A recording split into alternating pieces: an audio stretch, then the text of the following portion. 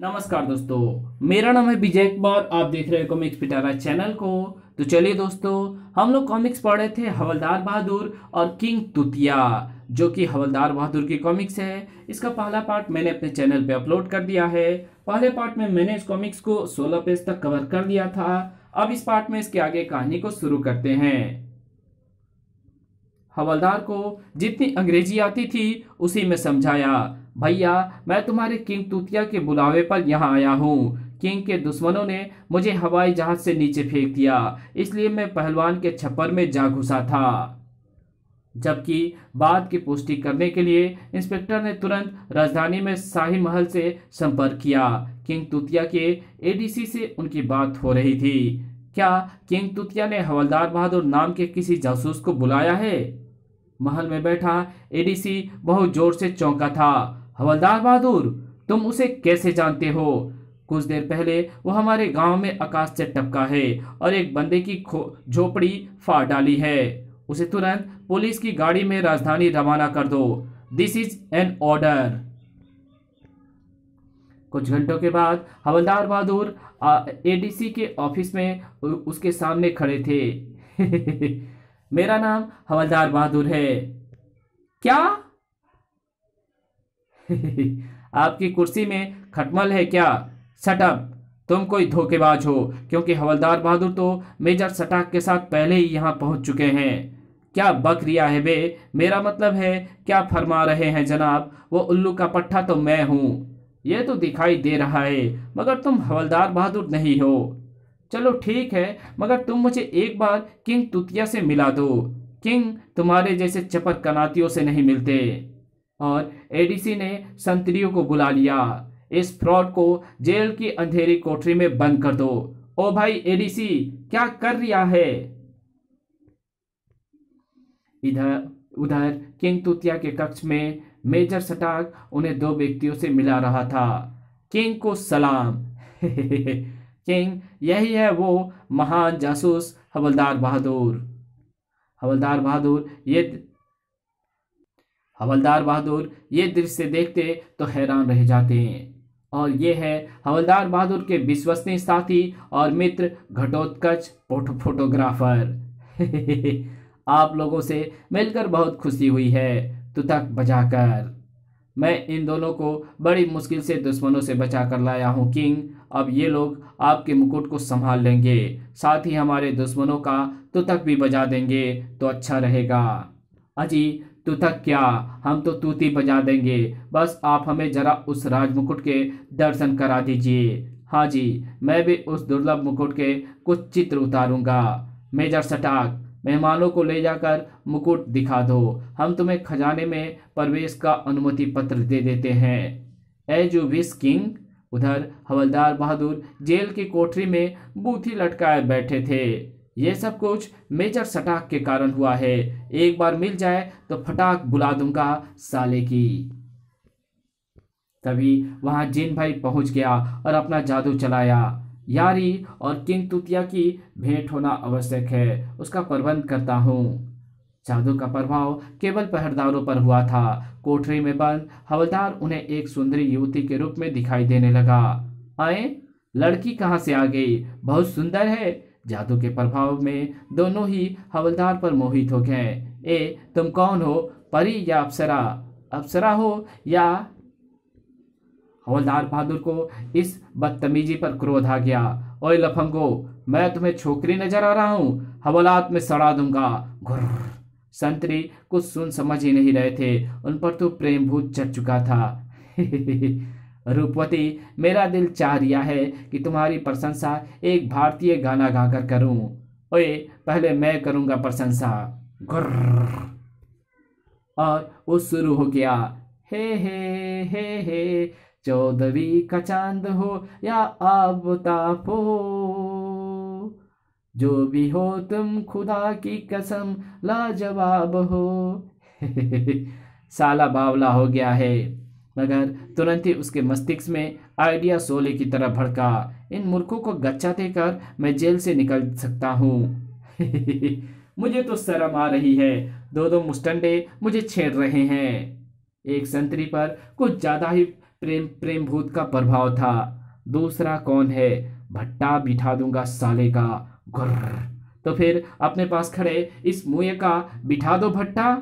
अगले ही पल मेरी अप्सरा को छेड़ता है और वे दोनों एक दूसरे पर प्रहार करने लगे। अप्सरा है अप्सरा, अप्सरा चांदनी है, चांदनी है चांदनी। मार से दोनों के ही थोबड़े हिल चुके थे और खोपड़ी चक्कर खा खा गई थी। पहले एक नीचे टपका अप्सरा, दूसरा भी अधिक देर खड़ा नहीं रह सका। चांदनी ओ मेरी चा आ धाड़। ये भी गया काम से। हवलदार ने उसकी जेब से चाबी निकालकर दरवाजा खोल दिया। मगर ये समझ नहीं आ रहा है कि ये दोनों मुए मुझे लड़की क्यों समझ रहे थे। खैर बाद में सोचूंगा, पहले किंग तूतिया से भेंट करनी चाहिए। दोनों संतरियों को कोठरी में डालने के बाद हवलदार बहादुर उनमें से एक संतरी की वर्दी पहनकर कोठरी से निकले। अब मुझे उस तूतिया से मिलने से कोई नहीं रोक सकेगा। उधर खजाने के मुकुट वाले हॉल में यही है वो राजमुकुट जो किसी का भी भाग्य पलट सकता है। जांगा ने मुकुट की ओर हाथ बढ़ाया तो हाल्ट, इसे छुआ तो भाला अंदर कर दूंगा। किंग तुतिया का आदेश है कि मुकुट को हाथ ना लगाया जाए। अच्छा तस्वीर तो खींच सकते हैं? हाँ खींच लो। आप चारों भी मुकुट के पीछे एक पंक्ति में खड़े हो जाएं तो आपका चित्र भी आ जाएगा। ठीक है खड़े हो जाते हैं। ठीक है रेडी रेडी। गांजा ने कमरे का बटन दबाया। सू कैमरे से निकली तेज चमक ने चारों संतरियों का आटा गफिल कर दिया। खींच गई फोटो। जांगा ने लपक कर मुकुट उठाया और उसे अपने अद्भुत कैमरे के भीतर रख दिया। बस अब निकल चलो जल्दी। बाहर जाते हुए मेजर सटाक का पांव एक संतरी के पांव से उलझा और धराम हो गई। साथ ही सटाक की ऐनक भी टूट गई। ओए संभल कर।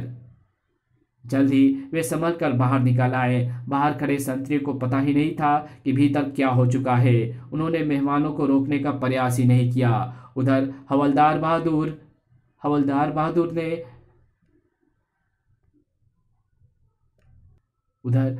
बहादुर ने जेल परिसर से निकलकर महल की इमारत में जा पहुंचे थे। ओए किंग तुतिया कहाँ मिलेंगे? वो अपने विशेष कक्ष में आराम फरमा रहे हैं। किधर है विशेष कक्ष? संतरी से पता पूछकर वो आगे बढ़ गए थे। ये महल का संतरी है और इसे किंग के विशेष कक्ष का पता नहीं है। संतरी तुरंत ही एडीसी को सूचना देने के लिए लपका। कोई गड़बड़ जरूर है। एडीसी सूचना पाकर उछल पड़ा। क्या संदिग्ध व्यक्ति किंग के कक्ष की ओर गया है? चलो मेरे साथ। और वे एक छोटे रास्ते से किंग के कक्ष के निकट पहुंच गए। यही है किंग का कक्ष। वो रहा बदमाश। उफ, ये एडीसी मुझे किंग से नहीं मिलने देगा। अगले पल वो छलांग लगाकर कक्ष में घुस गए। भीतर आराम फरमा रहे किंग तुतिया फुदक पड़े। कौन है? तुतक बजा दूंगा। तभी पकड़ लो बदमाश को। आए ये क्या मारधार है? तुतक बजाकर। हवलदार बहादुर भी अब लड़ने मरने के ठान चुके थे। संतरी ने उन पर छलांग लगाई थी। ओह! किंग तुतिया ने क्रोध में अपने ही संतरी का थोबड़ा हिला दिया। तुतक बजा दूंगा। ढिसुम आ! एडीसी से निपटने के लिए हवलदार बहादुर ने भाले को लाठी की तरह घुमाना शुरू कर दिया। आजा आजा बे तो। फिर उन्होंने एडीसी की खोपड़ी सेंक दी। ठक! उफ! इतनी देर में किंग ने अपनी बंदूक उठा ली। ये क्या हो रहा है? मैं तुतक बजा दूंगा। ओए तुतिया, मेरी बात सुनेगा तो तेरी सारी चीजें बजने लगेंगी। क्या बक रहे हो? कौन हो तुम? तुतक बजाकर। मैं रूप लगन वाला हवलदार बहादुर हूँ। झूठ! हवलदार बहादुर को तो मैंने मेजर सटाक के साथ खजाने में राजमुकुट देखने भेजा है। फिर तो तेरा मुकुट गया तूतिया। ए तुम जो भी हो तमीज से बात करो तुतक बजाकर। तो मियाँ किंग तूतिया, मैं यूं कह रिया हूं कि वो हवलदार बहादुर नकली है जिसे तुमने खजाने में भेज दिया है तुतक बजाकर। अगर तुम्हारी बात झूठ निकली तो मैं तुम्हारा तुतक बजवा दूंगा। कृपया आप बावली बातें बात के लिए संभाल रखें और पहले चलकर खजाने में अपने मुकुट की सूद लें। वे दोनों तुरंत ही मुकुट वाले कक्ष में पहुंचे और पेडेस्टल पर मुकुट को ना देखकर किंग की हवा निकल गई और वो दहाड़ मारकर रोने लगा। हाय हाय, अब क्या होगा, मेरा मुकुट चोरी हो गया। बू। तूतिया जी, इस तरह तुतक बजाने से कुछ नहीं होगा। अपने आदमियों को बुलवाकर महल की नाकेबंदी कराइए जल्दी। किंग तुरंत फौर में आ गया।